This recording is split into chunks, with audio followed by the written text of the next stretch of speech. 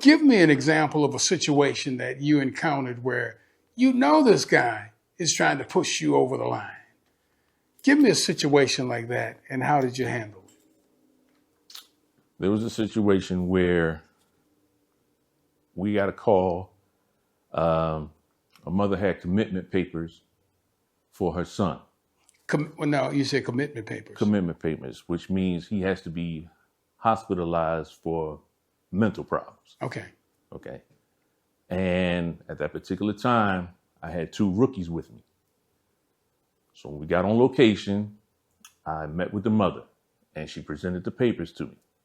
She said her son has to be committed. I looked at the paperwork, everything was in order. And I said, well, where's your son? She said, my son's down in the basement. I said, okay, can you take me to him? So she takes me down to her son, who's down in the basement, but he was handcuffed to the bed. He had no shirt, just his pants. He was handcuffed to the bed. So I walked to the side of the bed and I said, how you doing? I'm Officer Parker from Philadelphia Police Department. Your mother has these commitment papers and we're here to escort you to the hospital. So his response was, I'm not going anywhere. And I looked at him, I said, well, you have to go. There's no other choice. These papers here says that you have to go, and it's my job it's a court order. It's my job to enforce this order, so you have no choice but to go. And once again, his response was, I ain't going nowhere and you can't make me. So at that particular point, I knew it was going to be a difficult situation. But I knew he was putting on a show. He really didn't want to be a bad person, but he just wanted to put on a show. So your instinct told you that? Yes. Okay, gotcha. So at that particular point in time, I had these black leather gloves that I always keep in my back pocket. And I pulled them out and I started putting them on. And the mother says, officer, why are you putting the black gloves on? And my response to her was, man, you have a court order that I have to serve on this individual. And there's 2 ways that he can go.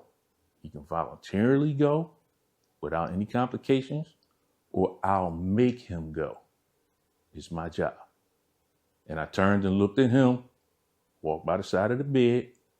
What do you want to do? Looked him right in his face. What do you want to do? And the look on my face when he saw it, can I get a shirt, was his next response. Yes, you can get a shirt. I uncuffed him. He put a shirt on. I handcuffed him in the back and escorted him to the back of the police wagon. And that very instant, the mother asked me, she said, officer, was you really going to hurt my son? I said, ma'am, I would have did whatever it took for me to enforce this court order. That's what I would have done. And the situation was avoided. Okay. Well, obviously you handled it the right way, but again, you brought in some of your instinct. And by the way, on top of that, I'm back to again, you're 6'4", you claim you're 6'2". I don't believe it. Okay. What about if you were 5'3"? Like, am I seeing some officers now that are like 5'3", 5'4"? Yes. Okay. What if you were 5'3", 140"? How do you think you would handle that? I mean, I know it's hard for you to answer because you're not, but how do you? Whether you small, big, the situation only changes if you allow it to change. It doesn't matter how big you are or how small you are. It all depends on how fast you can think. If you can think your way out of a lot of situations, then a lot of conflict can be avoided. Some people, unfortunately, doesn't have that mentality. They want to show off their might, or they want to show that they can be physical. For me, it doesn't work. Being physical is a last alternative for me. I can't speak for other people, but for me, being physical is a last alternative. Like I said, I've always talked myself out of a lot of situations. And me understanding that you may be going through some things that I don't particularly know about, but if I can talk to you and find out what those things are, then for me, I can get a better understanding of how to handle the situation. Have you ever, I'm told that one of the worst kind of situations that a police officer could have to deal with is domestic violence. Have you ever had to deal with any domestic violence situations? And when I say domestic violence, specifically, okay, so this guy beat up his girlfriend. Well, nowadays, a lot of women are beating up the guys, but anyway, that's another story. But when I say domestic violence, I mean a situation where a guy beat up his girlfriend, she called the police, you came there, okay, and now you got to deal with it. Have you ever had any of those situations you had to deal with? Dealing with a domestic situation is difficult because, in my experience, a lot of women, they want to be saved, but at the same time, they don't want their particular spouse to be locked up. It's a tricky situation. But when it comes to physical abuse in a domestic relationship, then we have no choice but to enforce that.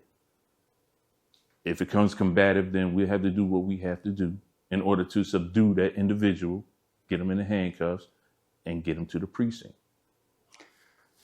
Have you had any experiences where you got a guy locked up, sent to Graterford or whatever, and then a few years later, you ran into him, and he recognized you, and you recognized him, and you felt that this may not be a good situation?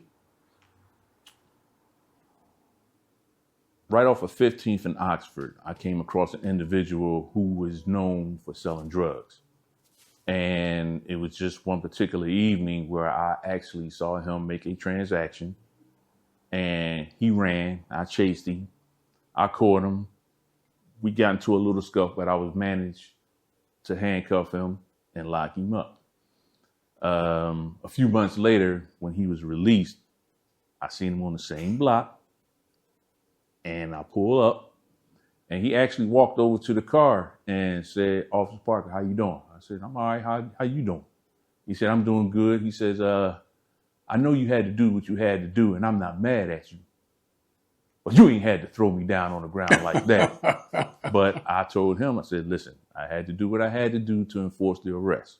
I said, "But other than that, you've been staying out of trouble." He said, "Yeah, I've been staying out of trouble for the most part." I said, "Well, okay, well, you know, if it ever happens again, I got to do what I got to do." Mm-hmm. But that doesn't make you a bad person. It's just that I have a job to do. He said, "Yeah, I understand. Well, it's good to see you." And we left like that. So if I'm hearing you right, throughout your 34 years as a police officer, you brought a common sense approach, a human approach. I'm not here to try to hurt you or anything like that. I'm trying to de-escalate a situation if necessary, and we're good. That's what I'm hearing. Well, basically, in my experience, when you're patrolling in a certain area, you get to see some of the same faces. You get to see some of the people going to school, going to work, and you build some kind of rapport with those people just by seeing them every day. You speak, "Good morning, how you doing?" And some situations, a friendship forms. As with me, I took some of the young guys in the neighborhood and challenged them into a basketball game. And their response was, "Officers play basketball?" I said, "Well, you're going to have to come here and find out." And we used to play basketball at a Boathouse Road right off of Kelly Drive. Mm-hmm. And a lot of guys from the neighborhood came. We played basketball with them. They got to see another side of us that they never knew existed. All they see is the uniform. But when you conversate, get a bond with them, then they'll see that police officers are really not that bad. And from there, magic happens. They can inform you of some things that's going on in the neighborhood. They can let other people know all officers are not bad. Because I know one personally, and we play basketball, we have conversations about life. Mm-hmm. And my experience with this officer is positive. I'm not saying that all officers that I come in contact with, but this individual right here, he listens to us. He shares what we share. He had the same likes that we like. And this is how you get in touch with the human side of people, and people can see the human side of police officers. You know, and I hear exactly what you're saying. It's like you're looking at it through, I'm looking at you and you're looking at me. I want you to know that I'm not a bad person. But on the other hand, when I look closer and look into your eyes, I see beyond the exterior, you're really not a bad person either, the people that you're dealing with on the streets. All what I'm hearing you say is that you and a lot of your fellow police officers, you guys are not out there just trying to knock people side the head and lock them up and rough them up and everything else. You guys are not trying to do that. You're trying to work with people the best way you can and help them to understand that you view them as a human being and you want them to view you also as a human being. That's what I'm hearing. The first thing that you can do as a police officer when you come in contact with people is to show them that you are human. I tell you a story, 30th and Oxford. I'm sorry, 30th and CB Moore. It's a corner store. There's a lot of guys out on the corner. Some people, they're afraid to go into a store when they see that many people standing out on the corner. They think mischief is going to happen. So I pull up in my patrol car. I get out. I walk in the middle of the group and start looking around. And one of them, officer, what are you looking for? And I asked him, I said, I want to see the young lady that all y'all waiting to look at, because I want to see just how fine she is. And everybody started laughing. And they said, no, we ain't waiting for the girl. We're just hanging out. So I says, well, listen, can you do me a favor? Can you just disperse from the corner? Because it doesn't look right. Seems like you guys may be up to mischief. So just do me a favor and just disperse from the corner. And he was like, okay, officer, no problem. Thank you. Have a good one. I said, you too. You have to show the human side first. Now, I could have went up, hey, I need the corner. Y'all fellas got to get off the corner.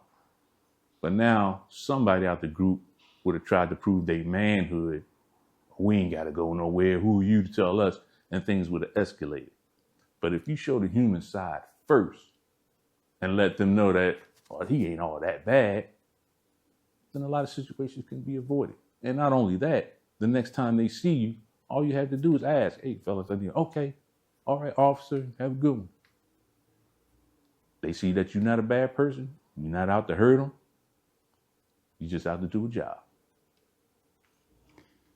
Well, look, this has been a really good conversation. I appreciate having you come by. Is there anything else you'd like to say before we let you go?